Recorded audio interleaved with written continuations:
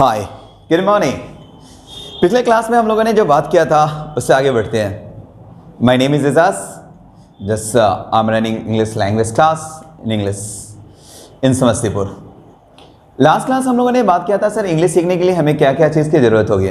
बहुत सारा आप लोगों पे लगा होगा कि sir word, grammar, translation and tense. मैंने कहा था इन सब चीज़ों की ज़रूरत नहीं पड़ेगी। बहुत सारा चीज़ होगा कि सर हम इंग्लिश फिर कैसे बोलेंगे। देखिए, इंग्लिश सीखने के लिए हमें क्या क्या चीज़ की ज़रूरत होती है। तो इंग्लिश सीखने के लिए हमें जनरली दो चीज़ की ज़रूरत पड़ेगी। एक होता है एक्शन,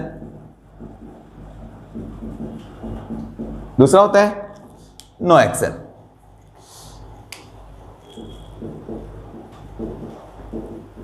जी हाँ, इंग्लिश सीखने के लिए हमें दो चीज़ की ज़रूरत पड़ेगी। एक तो होगा एक्शन, दूसरा क्या होगा? No action. ध्यान देंगे, एक होता है एक्शन। यही दो चीज जब मिलता है ना तो हमारा लैंग्वेज बनता है। जब भी कोई चीज को हम लोग बनाते हैं, जब तक दो चीज मिलेगा नहीं तीसरा चीज बनेगा नहीं। जी हाँ, ऊपर वाले ने भी अगर दो चीज बनाया, अगर जमीन बनाया तो आसमान, आसमान बनाया तो जमीन। उसी तरह से लैंग्वेज भी बनाने के लिए हमें दो चीज की जरूरत होती है। एक होता है एक्शन, दूसरा होता है नो एक्शन। पानी है तो सर आगे आगे तो पानी है।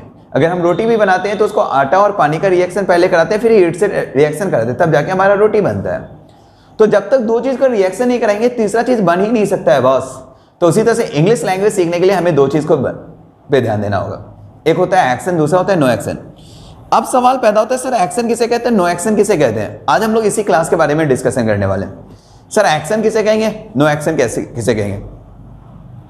तो एक्शन और नो एक्शन हम लोग समझने की कोशिश करते हैं। समझिएगा, पूरा का पूरा क्लास हम लोग पूरा जितना भी मैं क्लास दूंगा सारा का सारा हम लोग इन्हीं दो चीज पे होगा। एक होगा एक्शन, दूसरा होगा नो एक्शन। एक होगा एक्शन, दूसरा क्या होगा? No action. अब सवाल पैदा होता है सर एक्शन किसे कहते हैं, नो एक्शन किसे कहते हैं। एक्शन किसे कहेंगे ये बात ध्यान रखना।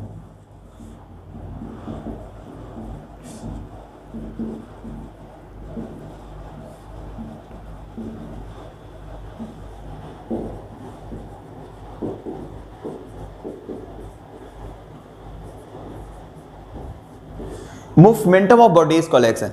ऐसा कोई भी काम जिसको करने से आपके बॉडी का पार्ट हिल जाए। मूवमेंटम ऑफ बॉडी, ऐसा कोई भी काम जिसको करने से आपके बॉडी का पार्ट हिल जाए ना, उसको हम लोग क्या बोलेंगे? एक्शन। ऐसा कोई भी काम जिसको करने से आपके बॉडी का पार्ट हिल जाए उसको हम लोग एक्शन बोलते हैं। जैसे कोई भी काम करने से, जैसे मैं चलता हूं, चलने से हमारा बॉडी का पार्ट हिल रहा है तो चलना अपने आप में क्या कहलाएगा? एक एक्शन। लिखना, लिखते हैं, लिखने से हमारा बॉडी का पार्ट हिल रहा है तो लिखना भी अपने आप में एक एक्शन कहलाएगा। दौड़ना, खेलना, कूदना, देखिए हर चीज दो चीज होता है, एक्शन एक होता है नो एक्शन। जैसे मैंने कहा दरवाजा खोलना, इसमें दो चीजें, एक तो हो गया दरवाजा, दूसरा क्या हो गया? खोलना। उसी तरह से मैंने कहा खिड़की बंद करना, एक तो हो गया खिड़की, दूसरा बंद करना।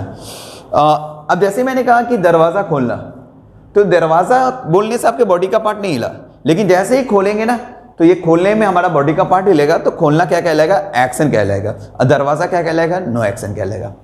उसी तरह से मैंने कहा क्रिकेट खेलना, क्रिकेट बोला तो आपका बॉडी का पार्ट नहीं हिल रहा है, बॉडी का मतलब आपके बॉडी का पार्ट, लेकिन जैसे ही खेलेंगे तो खेलने से हमारा बॉडी का पार्ट क्या करेगा? हिलेगा। तो खेलना अपने आप में एक एक्शन कहलाएगा। उसी तरह से मैंने कहा साइकिल चलाना, साइकिल बोला तो आपका बॉडी का पार्ट नहीं हिलेगा, लेकिन जैसे ही चलाएंगे तो हमारा बॉडी का पार्ट हिलेगा, तो चलाना क्या कहलाएगा? एक एक्शन कहलाएगा। जी हाँ, ऐसा कोई भी काम जिसको करने से आपका बॉडी का पार्ट हिले उन सबको हम लोग एक्शन। जैसे मैंने कहा खेलना, कूदना, हंसना, सोना, जागना, पढ़ना, ये सब का सब एक्शन कहलाता है। देखिए इन्हीं दोनों चीज से मिलकर हमारा लैंग्वेज। जैसे मैंने कहा दरवाजा खोलना, एक तो दरवाजा है, दूसरा हो गया खोलना, इन्हीं दोनों को मिलाते हैं तो हमारा लैंग्वेज बनेगा। ठीक है। उसी तरह से मैंने कहा पानी लाना, एक तो हो गया लाना, दूसरा क्या हो गया? पानी। पानी बोला तो आपके बॉडी का पार्ट नहीं हिला, लेकिन जैसे ही लाएंगे तो हमारा बॉडी का पार्ट हिलेगा, तो लाना क्या कहलाएगा? एक एक्शन कहलाएगा। मैंने कहा हिंदी बोलना, हिंदी बोला तो आपके बॉडी का पार्ट नहीं हिला, लेकिन जैसे ही बोलेंगे तो मुंह हिलना चालू करेगा, तो बोलना। उसी तरह से मैंने कहा खाना खाना, तो खाना रखा हुआ आगे में तो ये नो एक्शन कहलाएगा। उठा के खाएंगे तो क्या कहलाएगा? एक्शन कहलाएगा। चलिए अब मैं कुछ एक्टिविटी करके बोलता हूँ, देखता हूँ, उसके बाद आप लोग बोलिएगा। जैसे मैं बोलता हूँ पानी लाना, अब इसमें एक्शन कौन है? नो एक्शन कौन है? मैंने कहा पानी लाना, पानी बोला तो आपका बॉडी का पार्ट नहीं हिला, तो पानी क्या कहलाएगा? No action. लाएंगे तो क्या कहलाएगा? एक एक्शन। तो लाना क्या कहलाएगा अपने आप में? एक्शन। तो उसी तरह से मैंने कहा पटना जाना, पटना बोला तो आपका बॉडी का पार्ट नहीं हिलेगा, लेकिन जैसे ही जाएंगे तो हमारा बॉडी का पार्ट हिलेगा, तो जाना क्या कहलाएगा, एक्शन। इस तरह से जैसे मैंने कहा कलम से लिखना, कलम क्या कहलाएगा, नो एक्शन। लिखेंगे तो वैसे भी किसी भी सेंटेंस में एक्शन बाद में आता है, पहले नो एक्शन आता है। ये भी बात क्लियर हो गया हमारा। और एक्शन को पहचानने का एक और भी सिंपल सा तरीका होता है, जनरली उसके अंदर में ना नी होता है, जनरली, नॉट 100%। अब मैंने बोल दिया ना को बोला ना, तो नाना यहाँ पे तो ना लगा हुआ है लेकिन नो एक्शन होगा, बोलाना एक्शन कहलाएगा। उसी तरह से मैंने कहा नानी से बात करना, नानी क्या हो गया, नो एक्शन हो गया, बात करना एक्शन कहलाएगा। जनरली हम लोग बोलने में यूज करते हैं। हाँ, आप लोग शायद बचपन में एक्स वर्ब पढ़ा होगा, उसी को हम लोग एक्शन बोलते हैं। जी हाँ, इन्हीं दोनों को जब हम लोग मिलाते हैं ना तो हमारा लैंग्वेज बनता है। अब कैसे, आइए मैं उस पर बात करूंगा। ठीक है, इन्हीं दोनों को मिलाते हैं तो अब लिख सकते हैं एक्शन किसे कहते हैं, momentum of body is called action. Except जितना भी छूट जाएगा वो सबका सब क्या कहलाएगा, नो एक्शन कहलाएगा। यहां तक मुझे नहीं लगता है दिक्कत होगा किसी को, तो समझ में आ रही है बात मेरी। तो अगर एक्शन किसे कहते हैं तो यहां तक क्लियर होगा। सर मोमेंटम, जिसको हम लोग वर्ब भी बोलते हैं, वर्ब मत बोलिएगा, वर्ब, तो उसी को हम लोग एक्शन भी बोलने में यूज करते हैं।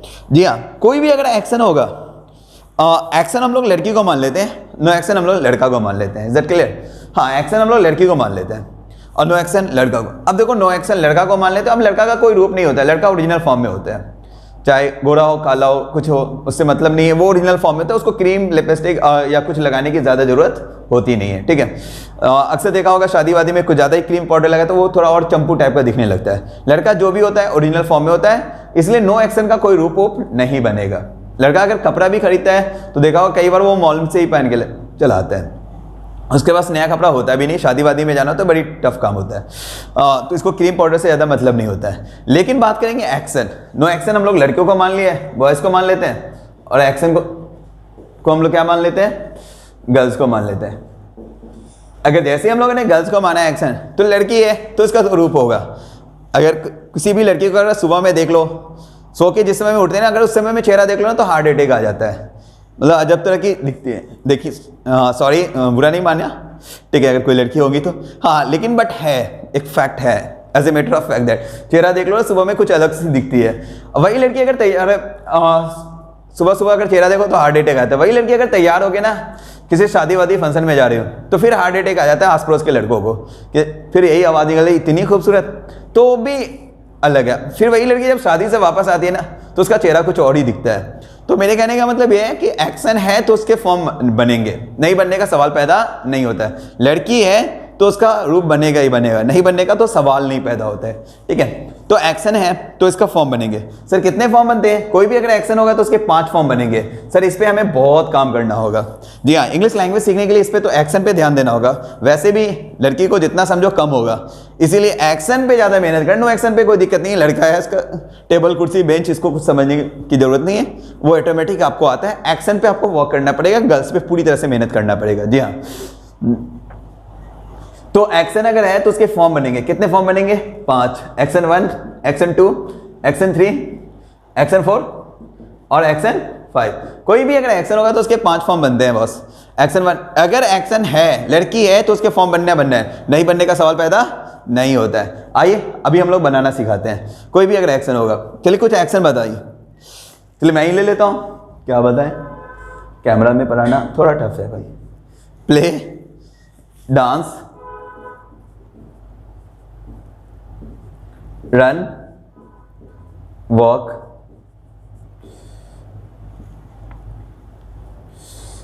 गो कर देते हैं। चलिए मैंने 5 सिंपल सा लिया है, अब मैं इसका 5 फॉर्म लिखना सिखाता हूं, इसको कैसे बनाए जाएंगे। प्ले, प्ले का दूसरा फॉर्म क्या है? प्लेड। तीसरा फॉर्म क्या होगा? प्लेट। चौथा, सॉरी, प्लेइंग। 5वां, प्लेस। Dance, danced, danced. चौथा, डांसिंग। 5वां, dances. Run, run, run, running, runs, walk, walked, walked, walking, walks, go, went, gone,